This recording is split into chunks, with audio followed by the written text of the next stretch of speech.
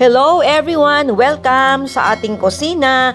Meron naman po tayong napakasarap na recipe ng kakanin gawa ng glutinous rice flour at ang recipe na ito ay special ng galing sa Pangasinan. Ito ay ang tupig Pangasinan. Yan ang ating recipe today. Wow, kay sarap nitong pasalubong galing ng Pangasinan, isang Ilocano recipe. Wow! At yan, paano kaya ang pagluto ng masarap na kakanin na ito atin pong alamin. Umpisahan po natin.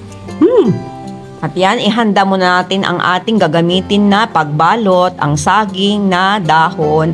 At siguraduhin natin na ipadaan muna natin sa apoy para hindi po siya madaling mapunit. At linisin nating mabuti ang ating gagamiting pagbalot.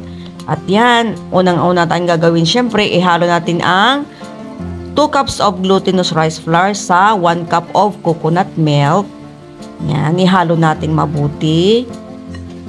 Ganyan po din, maglagay tayo ng 1/2 cup of brown sugar. Then, if you want mas matamis, pwede kayong magdagdag ng asukal. Yan, pero sa akin, yung 1/2 okay na po yan. Then, naglagay po ako dito ng 2 cups of shredded young coconut or yung buko. Yan, napakasarap po talaga kung may buko yung gagawin yung tupig. Yan. Habang minimix po ito, napapansin natin na parang nagiging basa siya dahil nga doon sa coconut may katas. Yan. 1 cup lang po ang inilagay ko ditong coconut milk. Yan. Habang hinahalo natin, nagiging melted siya na ganyan. So, naglagay po rin po ako ng 2 tablespoon of butter or margarine. Pwede rin po. Yan. Dingihalo natin. Dito sa mixture na ito, wag dapat basa masyado. Ganyan lang po yung consistency niyan. At tamang-tama lang po yung ating gagawin na mixture para hindi po masyadong mahirap magbalot. Yan. Tamang-tama lang po yung ganyan. Then, takpan po natin, rest for 30 minutes. Yan. Then, sa pagbabalot naman, siguraduhin po maglagay tayo ng butter or margarine, ibabrush natin ganyan din. Naglagay po ako dito ng 2 tablespoon ng coconut o yung ating mixture natin ng ating tupig. Yan. Then, yan. Sa pagbalot naman, kailangan sealed po yung gilid niya. Yan. Then, yan. Itupi po natin dito sa side by side. Yan. Napakadali lang pong pagbabalot. Yan po. Siguradong sealed po siya para hindi lumabas din. Ganyan ulitin po natin paglagay. At least yung ating dahon ng saging, mag-brush po tayo palagi ng margarine or butter. Then sa pagtupi naman, dapat sealed po yan. Ganyan po. Seal po nating maayos, overlap na ganyan, then paikutin 1, 2, 3, yan, at least hanggang 4 po na pagtupi. Yan, tupi naman dito sa gilid, yan din po yan, ganyan lang po. At yan, mag-umpisa na po tayong magluto sa isang kawali or makapal po na kawali dapat. Sa mahina hanggang sa katamtamang apoy. Ang bango talaga. Ang bango talaga dahil sa dahon. Sa dahon ng saging, as in, napakasarap ng ating tupig Pangasinan. Yan, itong aking favorite sa bahay. Idiubing kami, kasi di kay kaya ni nga kanon. Ijay, ayan ni, di Pangasinan, Ilocano. Yan, di ba?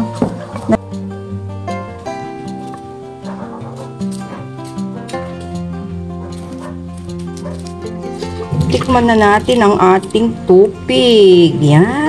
Nakikita na natin ang sarap ng tupig. Yan talaga. Wow. Ito ang yummy. Diba, mother? Ang sarap. Sarap talaga. Init pa. Mainit. Ang sarap naman ito. Yan, may tupig na to. Wow. Ang daming buko.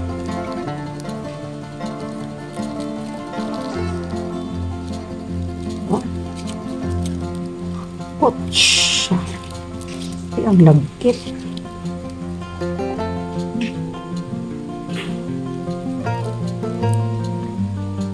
Wow, ang sarap.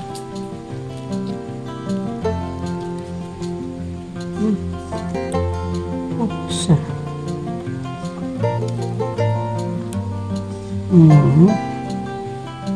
Yan, mausok pa.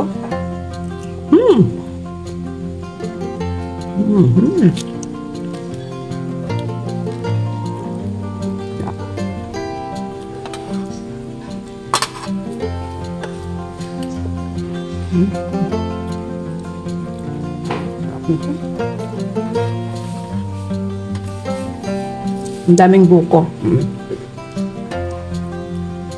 Idiubing kami. Dagiti kaya ni nga makan. Nga luluto ni nanay mi kanyami di balay. Tata nga. Damot ti asawa ko. Ni sumutiket ko nga ipasangog dagi anak ko ditoy. Takluban. Ure no kasano awanti paglutuan nga kasladyayan me nga ade mabalin mo ti ko kawali. Mabalin mo ti ay agluto jay pariyok. Kawali, yan ang ating tupig sa kawali na talagang kakanin na Pangasinan. Yan, di ba? Naggimasan ngay. Naggimasan ngay ne. Nagadutin, marami siyang nilagay na buko. Gimas. Taam ne. Pwede may isa ne. Nagimasan nga ni gitip ne. Ganyan talaga. Dapat may konting sunog-sunog na ganyan. Yan ang nagpapasarap. Ayan o. Tignan nyo. Kahit hindi na makakapagluto na tayo kahit sa bahay lang. Sa loob ng ating bahay na. Ano ang sarap. Wow. Sarap naman.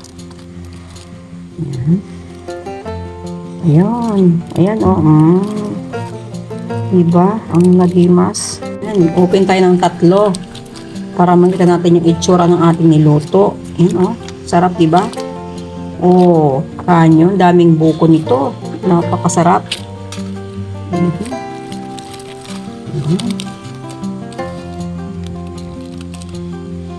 Mother, titikman niya yung ating luto, yung tupig. Tipos tisom. Yummy! Sarap talaga, anak. Nakuha mo yung luto ko. Ganito yung luto natin sa asikan. Ipakita mo na, ipakita mo. Yan, Tupig Ilocano.